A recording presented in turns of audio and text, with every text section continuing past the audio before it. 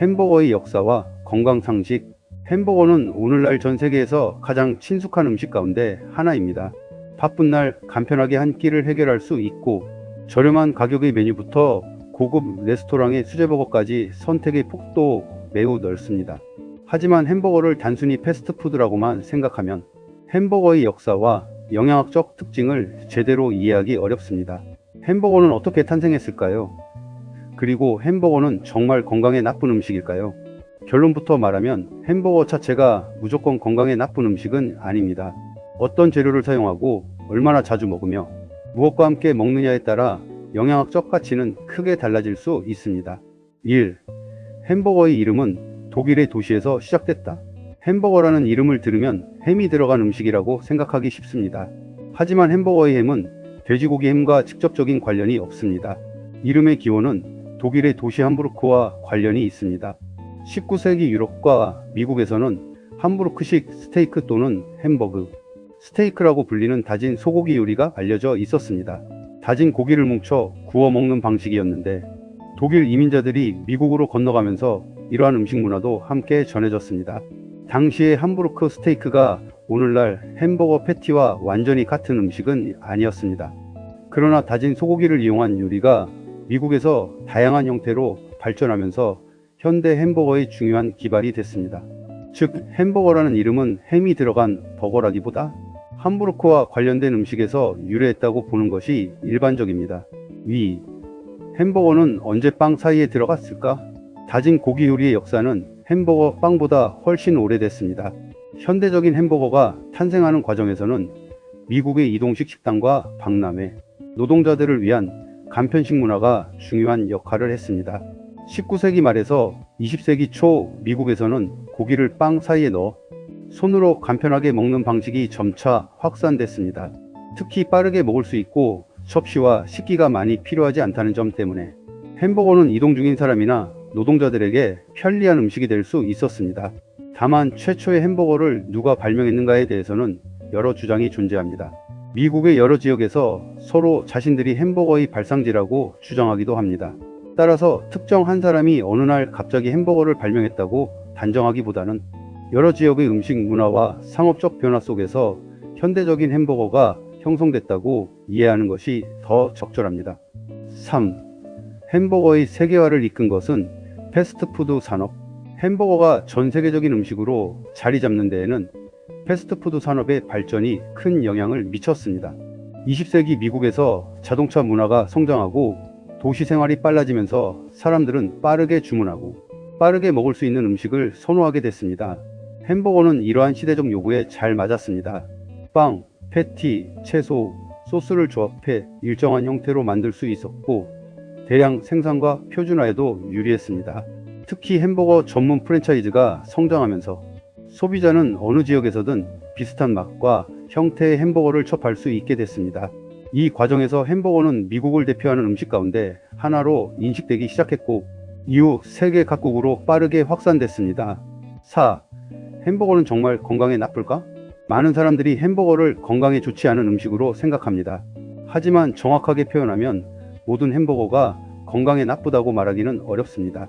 햄버거의 영양 성분은 패티의 종류와 크기, 치즈의 양, 소스, 빵, 채소 등에 따라 크게 달라집니다. 예를 들어 소고기 패티와 치즈, 베이컨, 마요네즈 계열 소스를 많이 넣은 햄버거는 포화지방과 나트륨, 총열량이 높아질 가능성이 있습니다. 반면 패티의 양을 적절하게 조절하고 채소를 충분히 넣으며 소스와 치즈의 양을 줄인 햄버거는 상대적으로 균형 잡힌 한 끼가 될 수 있습니다.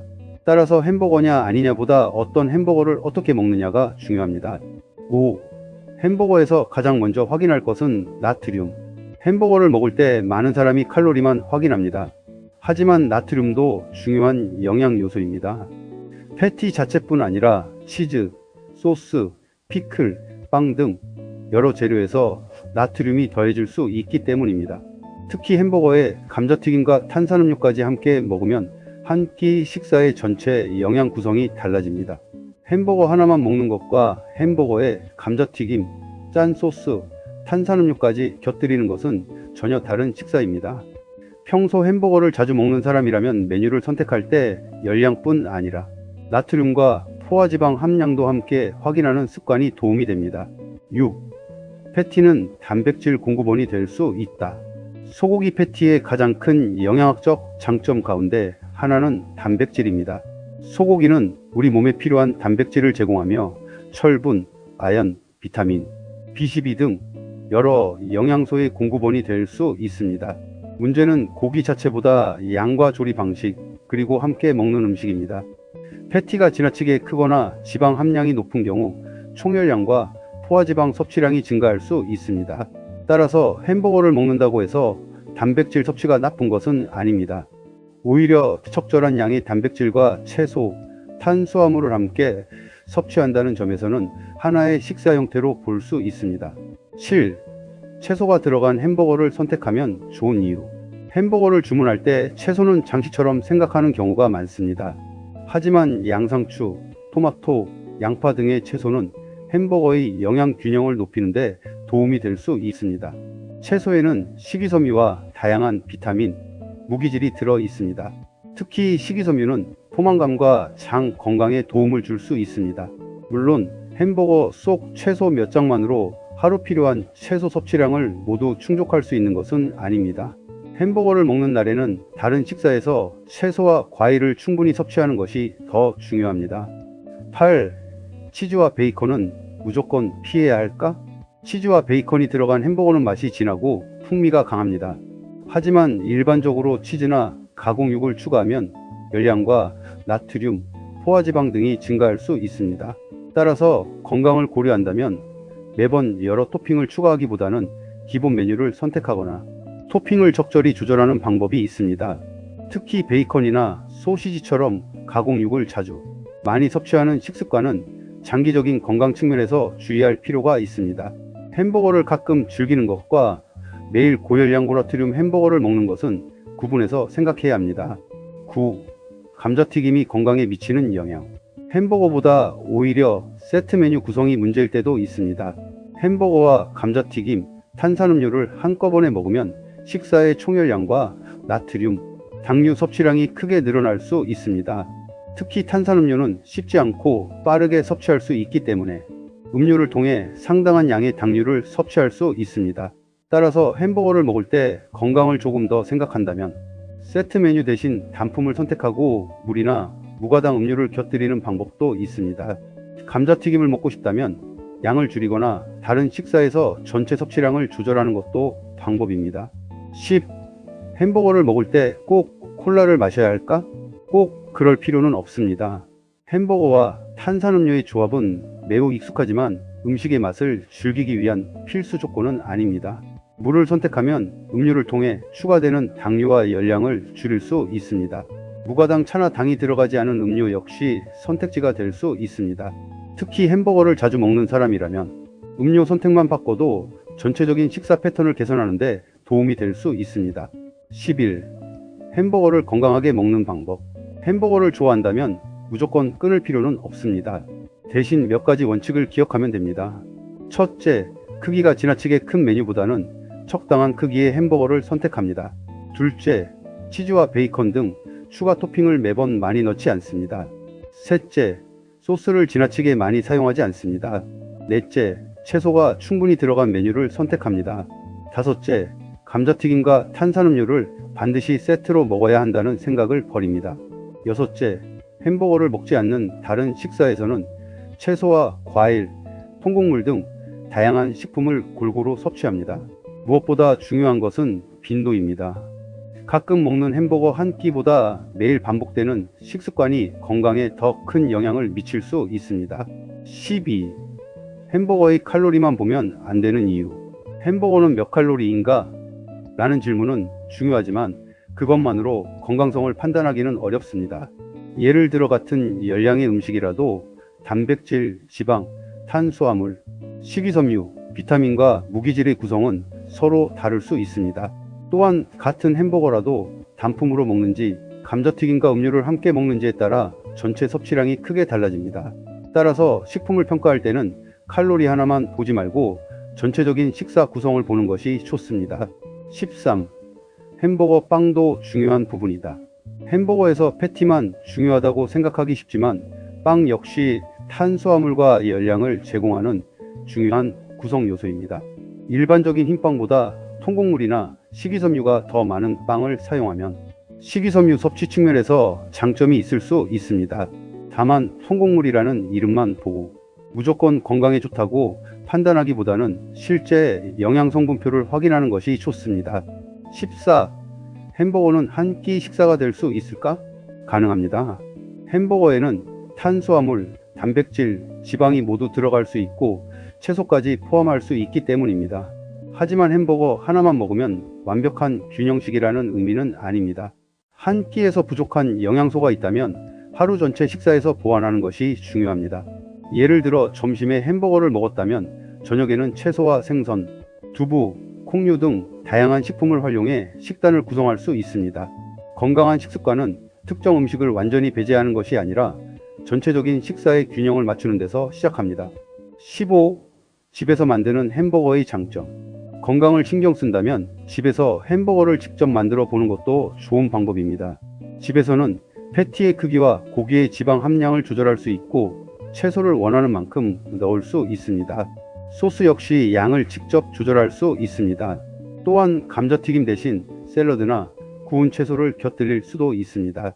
이렇게 하면 햄버거라는 음식의 즐거움은 유지하면서 식사의 구성을 보다 자유롭게 조절할 수 있습니다. 16. 햄버거를 먹고 바로 운동하면 괜찮을까? 햄버거를 먹었다고 해서 반드시 운동으로 상쇄해야 하는 것은 아닙니다. 운동은 건강을 위해 꾸준히 하는 것이 중요하며 특정 음식을 먹은 뒤 벌을 주듯 운동하는 방식으로 생각할 필요는 없습니다. 식사와 운동은 각각 건강한 생활 습관의 한 부분입니다. 햄버거를 먹었다면 평소처럼 적절한 신체 활동을 하고 다음 식사에서 균형을 맞추는 것이 더 현실적인 방법입니다. 17. 햄버거의 가장 큰 문제는 음식 하나가 아닐 수 있다. 햄버거에 대한 건강 논쟁에서 가장 중요한 부분입니다. 햄버거 한 개 자체를 악마의 음식처럼 생각하기보다는 전체 식습관을 살펴봐야 합니다. 햄버거를 가끔 먹으면서 평소에는 채소, 과일, 통곡물, 콩류, 생선 등 다양한 음식을 골고루 먹는 사람과 거의 매일 고열량 패스트푸드를 먹고 음료까지 함께 섭취하는 사람의 식습관은 크게 다릅니다. 따라서 건강을 위해 햄버거 하나를 무조건 금지하기보다 얼마나 자주, 어떤 구성으로 어느 정도 양을 먹는가를 살펴보는 것이 중요합니다. 18. 햄버거의 역사에서 배울 수 있는 것. 햄버거의 역사는 단순한 음식의 역사가 아닙니다.